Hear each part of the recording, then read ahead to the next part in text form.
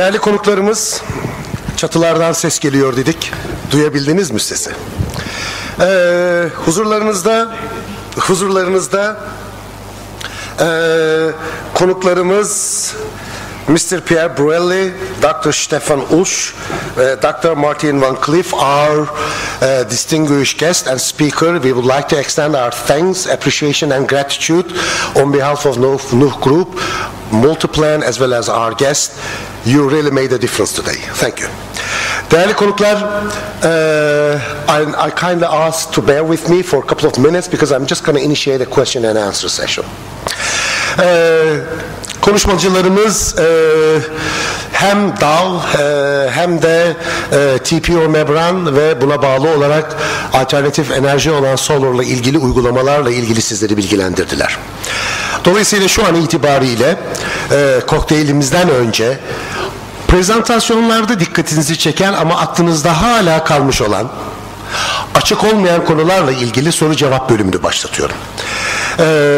Dolayısıyla herhangi bir sorunuz, merak ettiğiniz herhangi bir konu varsa Nazım Bey'e ve konuklarımıza yöneltmek istediğiniz sorabilirsiniz ve onlar da bunu yanıtlamaktan mutluluk duyacaklardır. Ve Sayın hanımefendi de size mikrofonla ilgili yardımcı olacak. Eğer sorularınız varsa buyurun efendim. Kime sorduğunuzu da rica edeyim.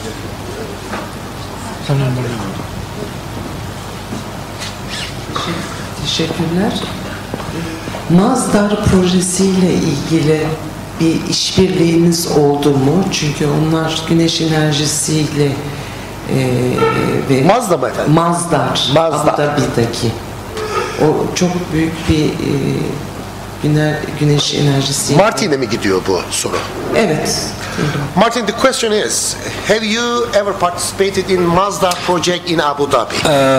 No. I know about the project. It's a whole village, a whole city, actually a whole city with CO2 neutral, energy saving, energy generating technologies.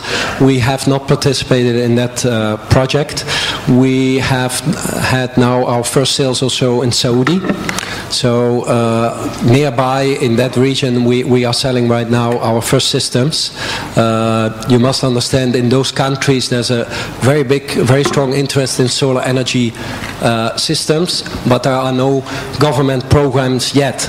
So it's really the early adopters right now that are covering their roofs or are doing new city development like the Mazda city itself.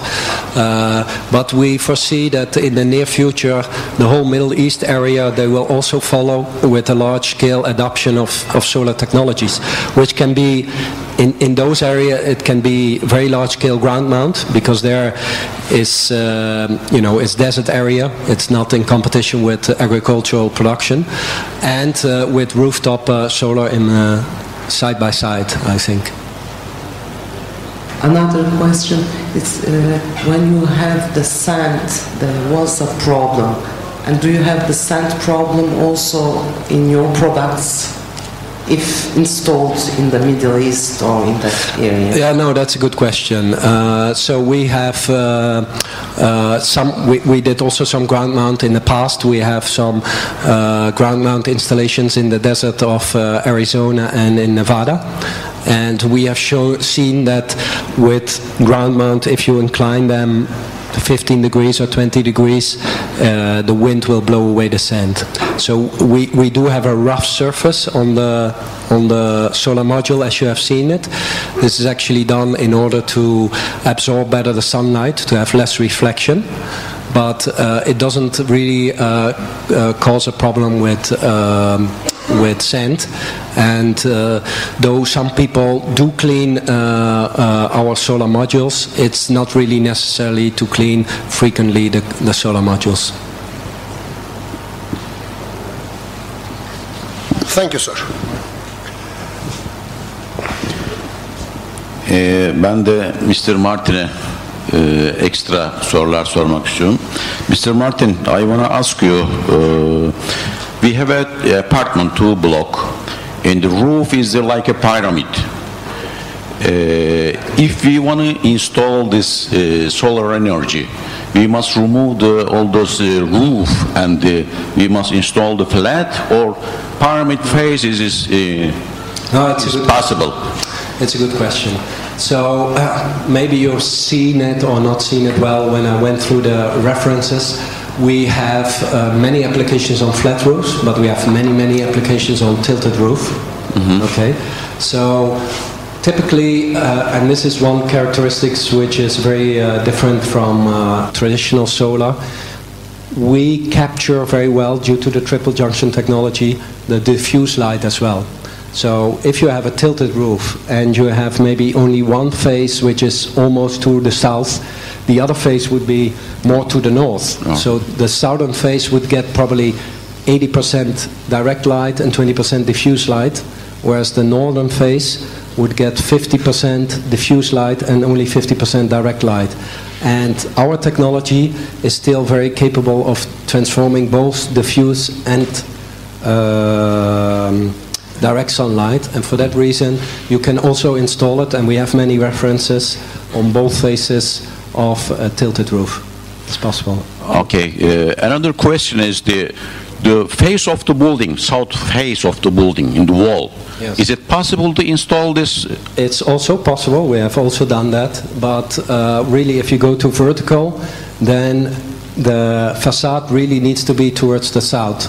And then still you can get a maximum of 60% of what you would get in ideal cases. So you would lose 40% of the ideal case of production. So facade is possible, but let's say in Germany, where we have maybe like 400,000 systems installed on roofs, I think less than 0.5% is on the facade. It's really everything on the roof. And also the ladies is asking you the sand problems. Yes. But we have a bird shit problems. Is it any problem? You know, there's so many bird. You know, birds. especially is the seabird. Yeah. No, And the seagulls. shitting in the roof. No, it's a good question as well. Well, I showed I don't know if you have seen the landfill we have in Rome, and Nazim was there. On the landfill you have seagulls everywhere. They eat the food which is around, and they deposit on the solar modules. The TEF cell that we use is a self-cleaning plastic. It's like Teflon. So, you know, with normal rain, most of the dirt gets away, and then still we have an additional advantage. We have so-called bypass diodes per cell. Even if one cell is continuously under shade due to dirt or due to other shade creating objects, you can still have the production of the other part of the solar cells, which is not common in solar technology. If you have only 10% of dirt, you can lose the power of the whole solar module. And in our case, this is not. And maybe like to add one point to application in the Middle East. The warmer it gets, it's traditional solar panels, they lose 20-30% under high temperature operation. So a solar module typically operates under 50-60 degrees centigrade, and at that temperature, at that module temperature, a 100 watt crystalline module will only generate 70 watt realistic power at that temperature.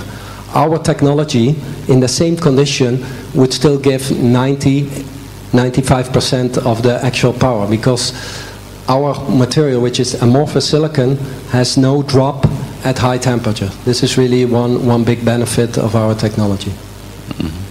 Sorry, I'm asking you so many questions. Sorry. I have to ask you to drop down. Okay. Lütfen diğer soru yönetmeni. You can come afterwards.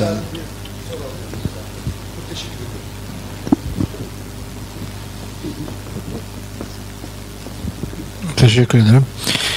Şimdi genelde tabii TPO'ların yeni binalarda uygulanmasıyla ilgili bayağı aydınlandık ama malum eski binalar da onarım anlamında ciddi bir sorun. Bu nedenle TPO'nun eski binalarda uygulamasında özellikle yapıştırma konusunda biraz daha bilinçlenmek isterim doğrusu. Teşekkür ederim.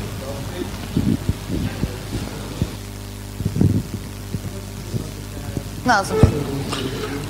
TPO membranın bir güzel özelliklerinden bir tanesi de bitumle uyumlu olması. Dolayısıyla bitum uygulanmış ya da akrilik bazlı bir çözümle geçilmiş çatıların üzerinde uygulanması için ayrı bir separasyon tabakasına ihtiyacımız yok. Direkt uygulama yapabiliyoruz herhangi bir yalıtım malzemesinin üzerine yenileme amacıyla. Burada iki tane çözüm şansımız var. Bir direkt mekanik tespitle bunları yapabileceğimiz gibi. Bir de bizim TPO/V diye geçen altı keçeli olan yapıştırma amacıyla kullandığımız TPO membranımız var. Bunu da kontak yapıştırıcı dediğimiz türde bir yapıştırıcıyla çatının üzerine yapıştırarak da yüzeye uygulamak mümkün. Bilmiyorum yeterli oldu mu cevap?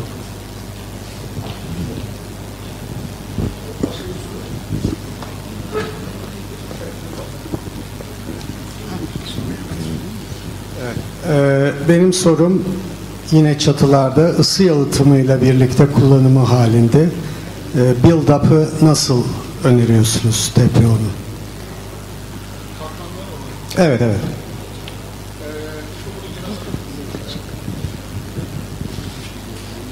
Zaten klasik PVC'de de uyguladığımız sistemde iki tür uygulama var. Yani hangi yalıtım malzemesi kullanırsanız tabii buna bağlı olmakla. Styrofoam kullanırsanız normalde malzemeniz styrofoamla temasında bir problem yaratmıyor. Dolayısıyla bir ayrıcı tabaka gene dediğim gibi kullanmanıza gerek yok. Ters çatı uygularsanız altta membran, üstüne styrofoam, üzerine balast uygulaması yapmanız mümkün. Onun dışında da eğer altında bırakırsanız gene malzemenin düz çatı dediğimiz sistemde de betonarme, üzerine styrofoam, üzerine TPO membran uygulayabiliyorsunuz. Malzeme zaten buhar kesici özelliğine sahip. Kendine.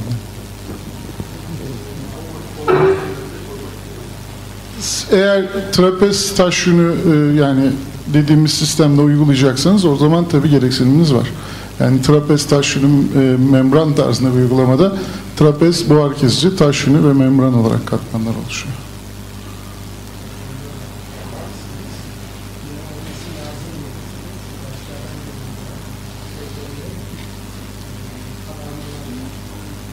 Evet. Doğru söylüyorsun. Ben Fatih Çil Sustainable Economy Dergisi. Ben çatıdan biraz ineyim. Mr. Borelli'ye bu insan elementini sorayım. Doğuda insan elementi ne demek oluyor? Bir de bir şey var. Kimyanın yüzünü değiştirecek diyor. Doğu kimyada neleri değiştirecek diye sorayım.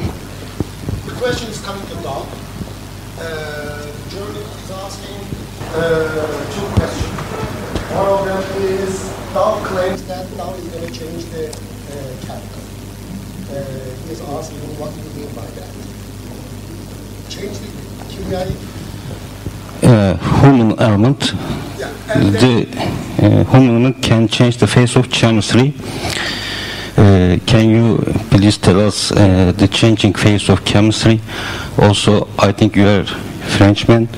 In French, there is a proverb, noblesse oblige, nobility obligates.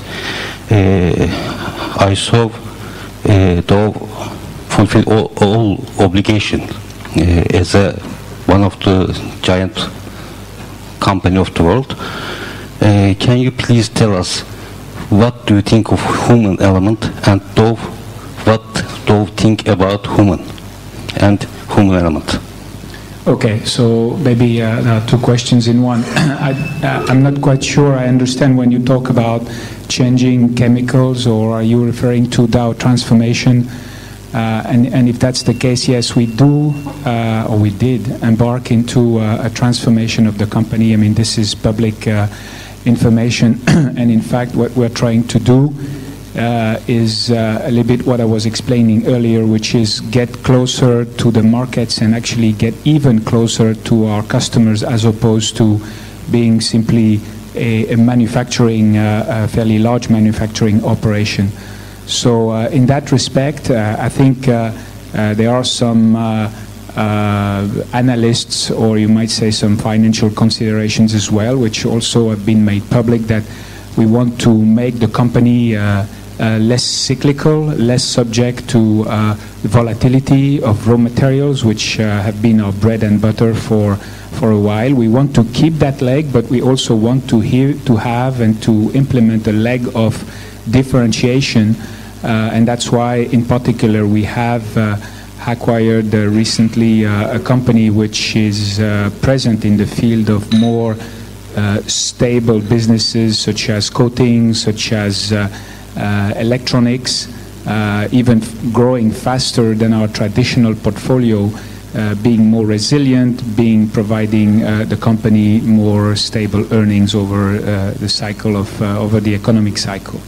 So, sustainability, the environmental consciousness of the company. yeah, I mean, sure. And this has always been present with the company. As you can imagine, for a chemical corporation, we've always been very conscious of the environment and of sustainability. Now, if I go back to your question about the human element, it's really nothing more but nothing less than a crystallization of the fact that we are putting a lot of emphasis on our people and on our connection with the customers. You know, at the end of the day, we can talk about the mechanics of the business, we can talk about the products, we can talk about our solutions. We are here and we're trying to come here to connect with the people and connect with the customers. Maybe not in Turkish language, but that's a different story. And I think that is what we reflect when we talk about the human element. So. Thank you, sir. Thank you. Son bir soru olarak sizi kapatıyoruz efendim. Herhangi bir soru sonra. Değerli konuklarımız, çok teşekkür. Evet. Hanımefendi, lütfen.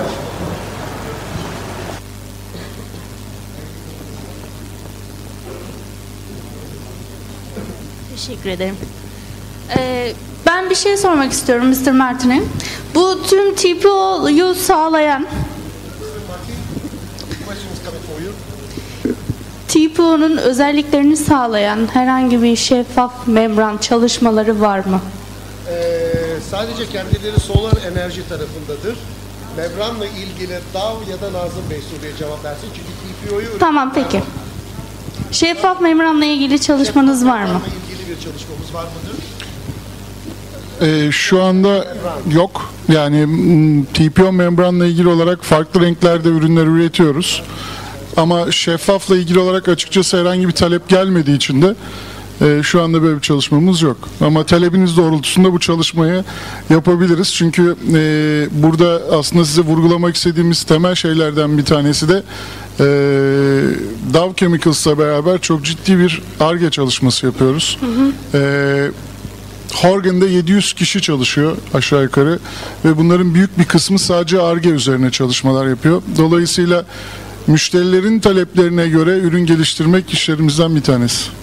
Yani bazı projelerimizde polikarbon kullanamıyoruz. O yüzden şeffaf membran demiştim ama yani bir görüşürsek iyi olur bu konuyla. Tabii. Teşekkür ederim. Teşekkür ederim.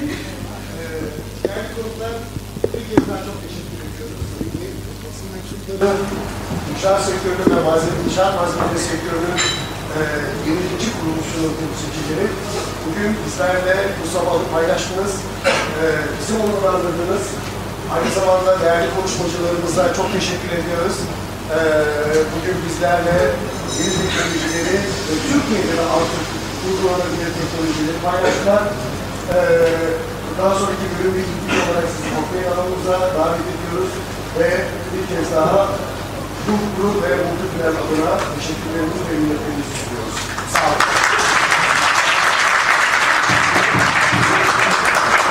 olun.